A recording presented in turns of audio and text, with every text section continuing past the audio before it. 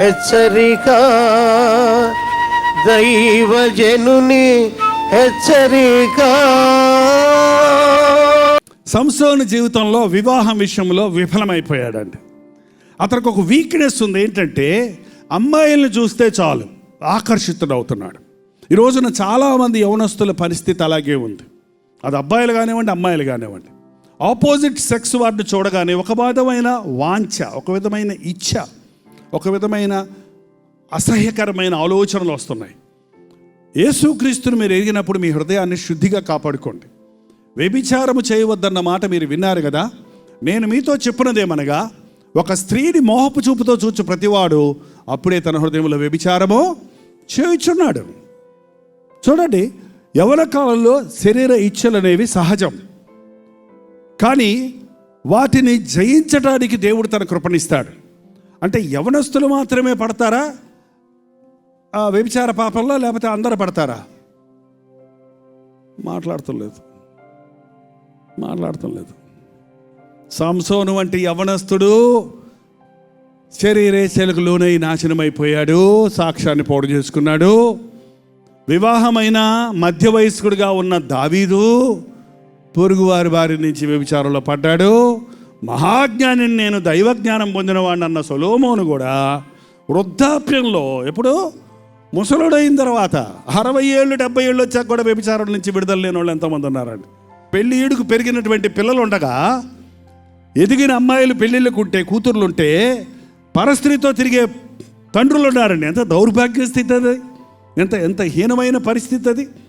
ఈ రోజున వ్యభిచారం అనేది ఒక ఏజ్లో వచ్చేది కాదు, ఈ వ్యభిచార తరము అని పిలువబడుతుంది తరం. అందుకని ఈ వ్యభిచార తరంలో వ్యభిచార కార్యాలను మీరు చూడొద్దు, మూవీలకు వెళ్ళొద్దు, సినిమాలకు వెళ్ళొద్దు. ఎందుకు వెళ్ళకూడదండి? మంచి అంతా తీసుకుంటాం, చెడ్డంతా వదిలిపెడతామండి. చివరికి శుభం వస్తుంది కదా అందులో. ఏంటండి, చివరికి శుభం అనే వస్తుంది కదా. మంచి తీసుకుంటాం. నిజంగా చెప్పండి, మన మనసు మంచి తీసుకుంటుందా, చెడ్డ తీసుకుంటుందా? మనం మంచే తీసుకుంటే, నీ మంచి నేను, నా మంచి నువ్వు, ఆయన మంచి ఇల్లు, వీళ్ళు మంచి వాళ్ళు, వాళ్ళ మంచి, అందరూ మంచి తీసుకుంటూ చెడవలు వేస్తుంటే కొన్ని రోజులకి ఏమైపోతాం? మనందరం మంచోళ్ళం అయిపోతాం కదా. కానీ ఇప్పుడు మనుషుడు ఉండగా ఉండగా మంచోడు అయిపోతున్నాడా, అంతకంతగా చెడిపోతున్నాడా? మరి ఇంకా చెడుగు తీసుకుంటున్నాం, మొత్తానికి చెడుగా అయిపోతుంది. కాబట్టి మంచి తీసుకునే హృదయం మనకు లేదు. దావీదు అన్నాడు, నా హృదయము పాపమును పోగు చేసుకుంటుంది. ఏం పోగు చేసుకుంటుందట? పాపాన్ని పోగు చేసుకుంటుంది. ఒక పళ్ళల్లో ఇనప మొక్కలు, బంగారం మొక్కలు వేసి ఒక అయస్కాంతం తీసుకొని ఆ పళ్ళ మీద ఇటు తిప్పారనుకోండి, ఏది లాక్కుంటుంది? అయస్కాంతమా ప్లీజ్, అయస్కాంతమా ఆ తుప్పట్టి నేను వద్దు, అది ఎందుకు పనికిరాదు, బంగారం మొక్క ఎత్తుకో, గ్రామం ఎంతో తెలుసా నీకు, అది లాగ నువ్వు గంట సేపు దానికి బాత్ చేసినా, దాన్ని కూర్చోబెట్టి ఇది లెసన్ ఇచ్చినా ఏంటండి, అది అనగానే ఏది లేకుండా దుస్తుని ఏదో అనుకుంటుంది. అట్టగా మన హృదయం, నువ్వు మంచిగా ఉండు, మంచి మాత్రం తీసుకో, చెడ్డ వచ్చినప్పుడు కళ్ళు మూసుకో, మంచి వచ్చినప్పుడు కళ్ళు తెరువు, కుదురుద్దా? ఏంటండి, సినిమాకి వెళ్ళి చెడ్డ వచ్చినప్పుడు మంచిది. ఒక ఆయన అన్నాడు, నేను అన్ని సినిమాలు చూడండి, మంచి సినిమాలు మాత్రమే చూస్తాను అన్నాడు. మంచి సినిమాలు లేవో ఎట్ట తెలుస్తాయి నీకంటే, చూసా తెలుస్తాయి అన్నాడు. మన హృదయం పాపాన్ని పోగు చేసుకుంటుంది. మనుషుని హృదయంలో పాపం పరిపక్వమై, దురాశ పరిపక్వమై పాపాన్ని గర్భం ధరించి పాపాన్ని కంటుంది. సంసోను జీవితంలో అంతకంతకి హీనస్థితికి వెళ్ళిపోయాడు. ఆ తర్వాత అతని జీవితం చూస్తే, ఒకతను చూచను, వేశ్చను, ఒకతను చూచను, ఆమె దగ్గరికి వెళ్ళాను, ఆమెతో పరుండెను, ఆమె తొడ మీద పరుండెను అని చెబుతూ ఉన్నాడండి. సంసోనికి, నా ప్రాణమా నీవేళ తొందరపడుతున్నావు, ఈ పనికి మాలిన వేశ్య మాటలకు నీవేళ కృంగిపోతున్నావు, నీ దేవుడు నిన్ను క్షమిస్తాడు, నీ తల్లి గర్భంలో ఉన్నప్పుడు నిన్ను ఏర్పరిచిన దేవుడు నీ కొరకు గొప్ప ప్రణాళిక కలిగి ఉన్నాడు, నువ్వు తప్పిపోయావు, పశ్చాత్తాపడితే మళ్ళీ దేవుడి శక్తి నీకు ఇస్తాడన్నది గుర్తు చేసుకోలేదండి. ప్రాణం విసికి తన బలం ఎక్కడుందో చెప్పేశాడు ఆమెకి. ఏంటండి, ప్రాణం విసికి పారిపోయి ఉంటే సంసోను కథ వేరేలాగా ఉండేది, దేవుని ప్రణాళిక నెరవేరి ఉండేది. కానీ ఆ స్త్రీకి లోబడిపోయాడు, తన బలాన్ని పోగొట్టుకున్నాడు. యెహోవా అతనిని ఎడబాసరని అతడు ఎరుగకపోయాను అని దేవుని వాక్యం సెలవిస్తూ ఉంది.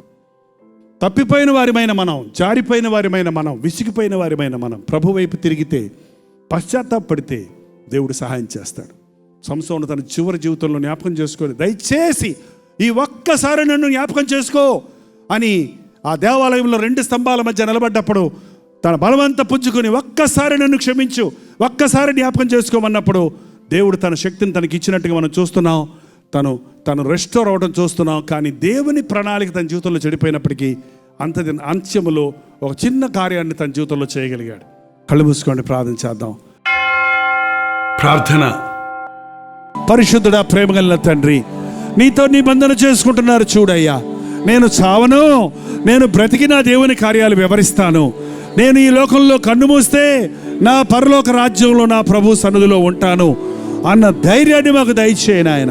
ఇది పాపలోకము నాయన, ఎక్కడ చూసినా పాపమే నాయన, ఎక్కడ చూసినా దౌర్జన్యమే నాయన, ఎక్కడ చూసినా మోసాలు అబద్ధాలే ప్రభువా, ఎక్కడ చూసినా వ్యభిచారాలు తండ్రి, మానభంగాలు నాయన తండ్రి. ఇలాంటి నీచమైన లోకంలో నీ కొరకు బ్రతకడానికి మాకు శక్తి దయచేయ్యా. ఈ లోకంలో బ్రతకలేక విసిగిపోతున్నామయ్యా, ఇటువంటి అన్యాయస్తుల మధ్య ఉండలేక విసిగిపోతున్నామయ్యా. అందా మమ్మల్ని శోధించేవారు, మమ్మల్ని బాధ పెట్టేవారు, నువ్వు నమ్ముకున్న దేవుడు గొప్ప దేవుడా అని అవమానపరిచేవాడు, నీ దేవుడు ఏడని అడిగి ఎగతాళి చేసేవాళ్ళు మా చుట్టూ ఉన్నప్పుడు విసిగిపోకుండా సహాయం చేయి. ఏ కుటుంబాల్లో భార్య భర్తల మధ్య సమస్యలు ఉన్నాయో ఈ భర్తను విడిచిపెట్టేయాలి, ఈ భార్యతో విడాకులు తీసుకోవాలి అని ఎవరెవరు తొందరపాటు నిర్ణయాలు చేస్తున్నారో అటివారు మనసు మార్చుకొని నా భార్యను కొత్త భార్యగా చేసి దేవుడు నాకు ఇస్తాడు, నా భర్తను నూతన సృష్టిగా చేర్చి నాకు ఇస్తాడు, నా భర్త మనసును దేవుడు మార్చగలడు, నా కుటుంబాన్ని కట్టగలడని నిరీక్షణతో వెళ్ళడానికి సహాయం చేయను ఆయన. పరిశుద్ధాత్మ కార్యాలు జరిగించుము తండ్రి. అంచె దినాల్లో మేమున్నామయ్యా. విరక్తితో ఈ లోకం నడుస్తుంది నాయన, దిగులుతో ఈ లోకం నడుస్తుందయ్యా, కృంగుదలతో ఉంది, విసుగుదలతో ఉంది. ఇలాంటి జీవిత సమస్యల మధ్యలో మేము క్రీస్తునందు ఆనందించేవారిగా, ఎల్లప్పుడూ సంతోషంగా ప్రభువునందు సంతోషించే వారిగా ఉండడానికి సహాయం చేయను ఆయన. తండ్రి, ఎడతెగక ప్రార్థన చేసేవారిగా ఉండడానికి సహాయం ఇచ్చే, సంతుష్టి సహితమైన భక్తి కలిగి ఉండడానికి సహాయం ఇచ్చే. ఈరోజు నీ పరిశుద్ధాత్మను మా మీద కుమ్మరించి ఏ విన్నపాలను నీ బిడ్డలు నోరు తెరిచి చెప్పుకుంటున్నారో వాటిని వారికి నీవు అనుగ్రహించుము నాయన, విడిపించుము తండ్రి, స్వస్థపరచుము నాయన, పరిశుద్ధాత్మ కార్యాలు కొనసాగించుమని క్రీస్తునామమున అడుగుచున్నాము తండ్రి. మన తండ్రి అయిన దేవుని యొక్క ప్రేమయు, కుమారుడైన క్రీస్తు యొక్క కృపయు, ఆదరణకర్త అయిన పరిశుద్ధాత్మ యొక్క సహవాసమును కూడి వచ్చిన మనందరికీ ఇప్పుడును సదాకాలమును తోడై ఉండును గాక. ఆమేన్, ఆమేన్, ఆమేన్.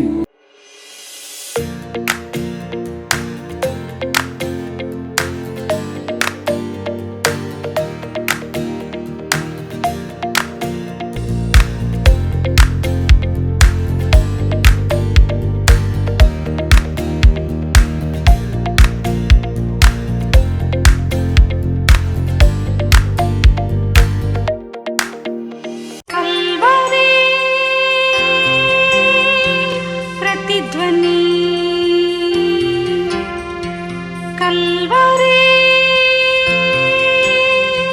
ప్రతిధ్వని